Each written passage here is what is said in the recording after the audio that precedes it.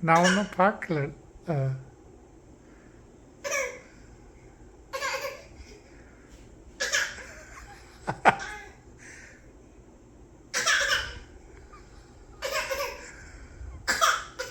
ஏய், ஏன்டி இருமல் வராமல் விரும்புகிறீங்க?